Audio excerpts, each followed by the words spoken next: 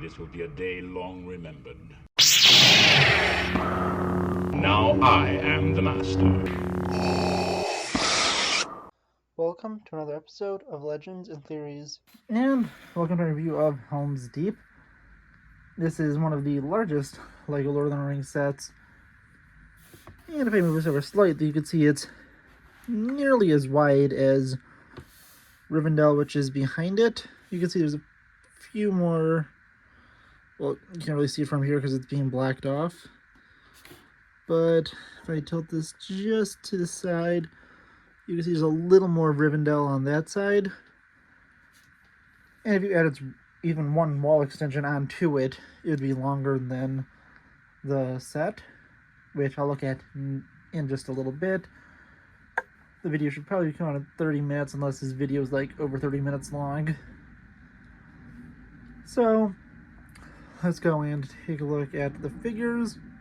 Then I'll take a look at the build in different sections because this is just a massive set, and you could break it apart into smaller sections.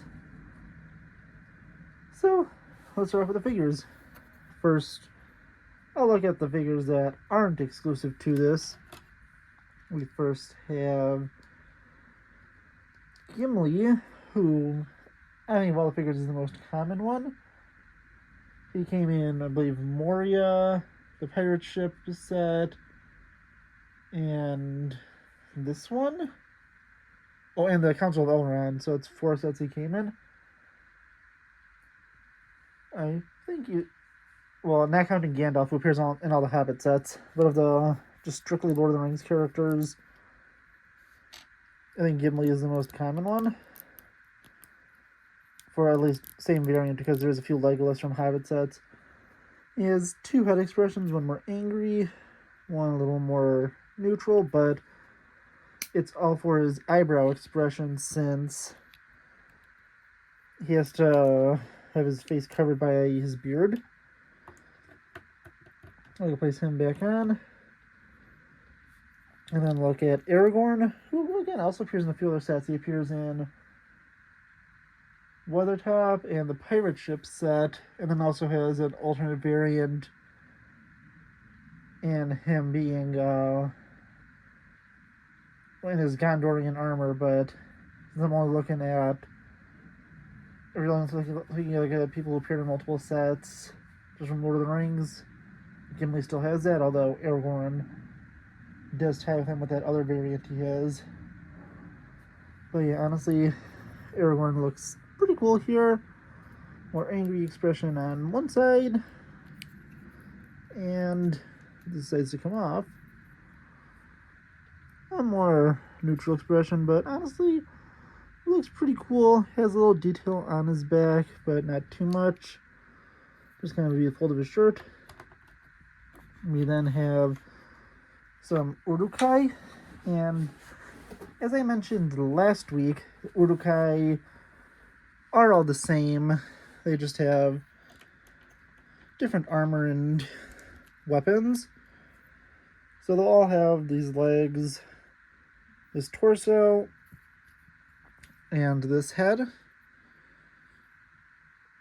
With those 2 expressions, they'll just either have...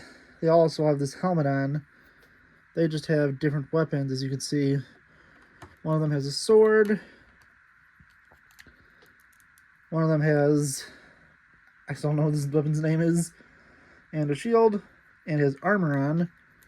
And the same goes for one down here who has the sword and the shield. We then have our final Uruk-hai, giving you 4 in this one, 4 in the other one, so you have an army of 8 Uruk-hai if you only got one of each of these sets. But he has a torch, so he can go and light the mine over there. He has the Hand of Saruman printed on him twice, and this is supposed to be a helmet. People don't love the helmet design. I'm fine with it. It's not the greatest design ever, but I'm not going to go seek out a custom to put on his head. I do know they sell those, though. Now it's time to talk about definitely the most controversial part of the Two Towers film, is the fact that Haldir, the elf from Lothlorien, came to help at Helm's Deep. He has his bow, some pretty cool golden armor with his red cape. You can fold it up to see some more of it. And yeah, honestly, he looks really cool. He also has an angry and more neutral expression. But yeah, honestly, he looks really cool. Most of his exclusive. I know the hair and bow are not, but I'm not sure about his head print. I think it is, but I'm not fully sure. Putting him down, we could finally take a look at the best and one of the most expensive Lord of the Rings figures, Theoden. And surprised this figure hasn't gone up more in value after the passing of his actor earlier this year. I think I had to think for a second because, yeah, this is still coming out this year. Because this is coming out close to the end of the year, but still has some time. He has a shield and a sword. The shield is a custom print, so you can only get it here. And then, if you take it off, he has this incredible helmet, even better armor. But if you take it off, he has a second way you can present him if you get an extra hairpiece, which I'll show off in that video I was talking about, where you could see his just more normal king dress on. But since we're gonna have Theoden in his full battle suit, and because these pieces are expensive, I'll be putting them back on him. And the final thing that Theoden has, like his nephew Eomer, he has a horse to go on, although they should have had a white one since he famously rides and is killed by his horse Snowmane, which is named that because of it being white. I did get a white horse to go with this to have him ride. Even though I'm not 100% sure if he rides it in Helm's Deep in the movie. I would need to rewatch the scene, but I'd rather have him be on the white horse regardless, since that's what I imagine him being on. So honestly, an incredible selection of figures, and wish it had some kind of soldier in here for Rohan, because as I mentioned with the video last week, sorry about that, so as I was saying, as I mentioned in the video from last week, you only get one Rohan soldier, so you have an army of Uruk-hai, 8 of them in fact, from these two sets, but you only have one Rohan soldier between the two of them, and everyone else being named characters. I did correct that, and you'll see that in that video, but let's go take a look at Helm's Deep itself. First thing we'll take a look at is its wall, and this is the last time I'll keep it fully assembled for this video. You'll see it assembled again in that next video. This is the wall that the Uruk-hai blow up. There's this little mine that just kind of floats there. If you take a look at it, it's a pretty similar build to the one I looked at last week. It just has the archway in here with this little grate. On the back side, you have this little lever that you can pull, and I will do it just to show it off. So you can pull it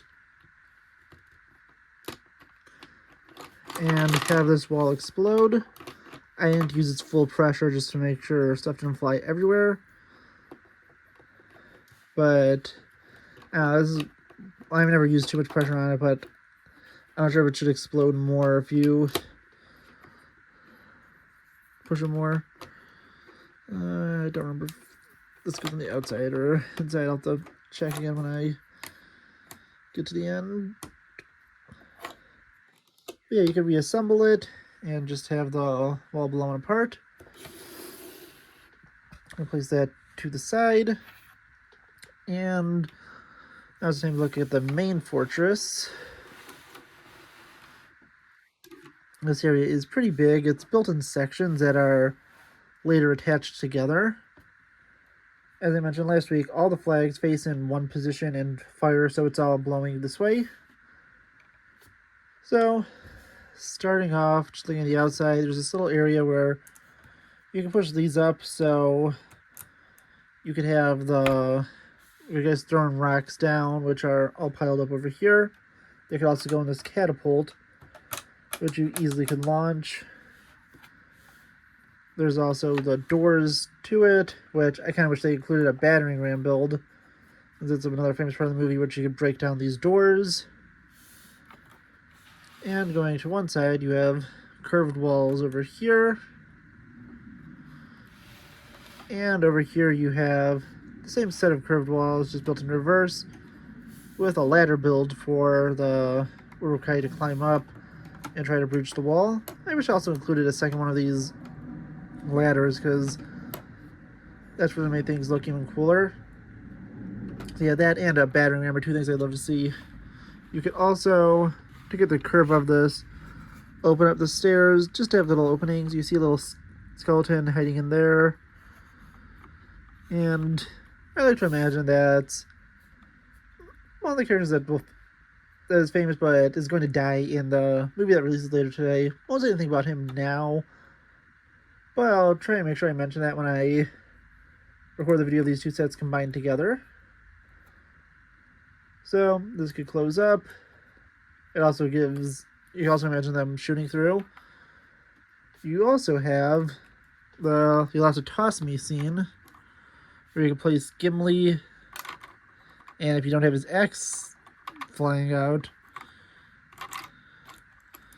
and you push it fast enough, and move your hand away fast enough, it could launch over here so you can take out Urukai. Looking at some other stuff, there's this little door built into the side here. Those are always kind of pains in the butt to open up, but you can open it to have Gimli and Aragorn sneak out. Here to have Gimli be tossed. Now, moving to the side. I'm just going to pick this up for a sec so we don't accidentally knock it off.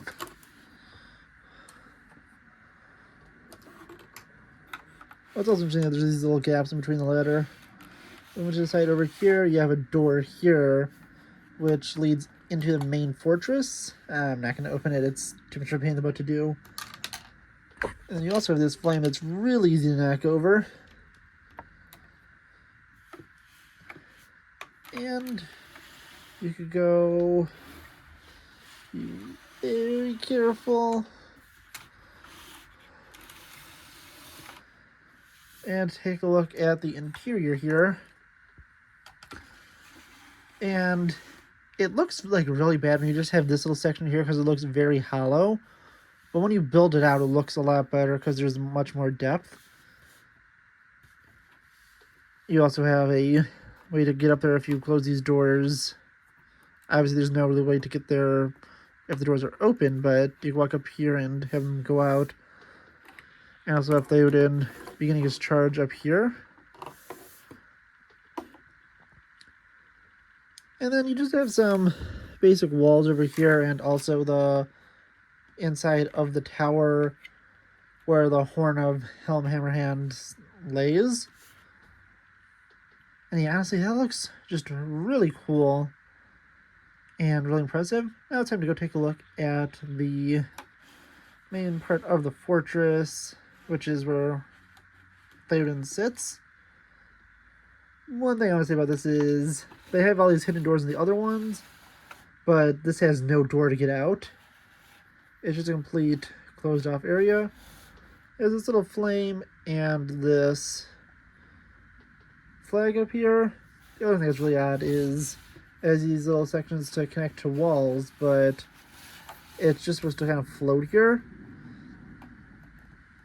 It attaches like this, but really there's no way to have it permanently connected. You'd have to have a build that went out here and then went into here to hold it in place. Or they even could have had a way to connect the tower over here, but there is no way. It just kind of sits here. You have this really awesome, not centered currently, Rohan banner. You also have Theoden's throne here for him to sit upon. You have some weapons with 2 extra spears and 2 extra swords. So if you want to switch out the weapons of some of the other ones from the other sets, like you could give the Rohan soldier a sword or even Haldir a sword. Although it would have been cool if they had the elf sword, but I don't remember if that mold was made at this point or not. The golden one with the point at the top, I'll probably add those in. I think I do have a few extra ones. You also have a table here with a chicken leg and a plate and some cups. There are also some seats here. And I just noticed that these brown pieces are terrible from around 10 years ago. They always break, so the reason I had to push this off so far is because 2 of these were broken, and it looks like that broke just in the week and a half I've had it. Although I did buy the set used. So, yeah, honestly, really cool set. If you'd like to take a look, I said I'm not going to fully attach it. I need to assemble some stuff. Well, this is what it looked like from the backside. And I also wish there was a way to attach this bridge over here and just have, like some clip builds attached where you could clip it on just so it's not just floating there. And so it has at least a small connection. Is that you have some rocks back here. You can also push this open to have them staying inside and either throwing rocks or shooting arrows. So yeah, honestly, looks really cool. One of the coolest Lord of the Rings sets, and is a really nice addition to my collection. But I want to know what you think. Please let me know in the comments, and I'll see you in the next episode of Legends and Theories. Thank you for watching this episode of Legends and Theories. Please subscribe, like the video, share the video, leave a comment, check out the video on screen, and may the Force be with you.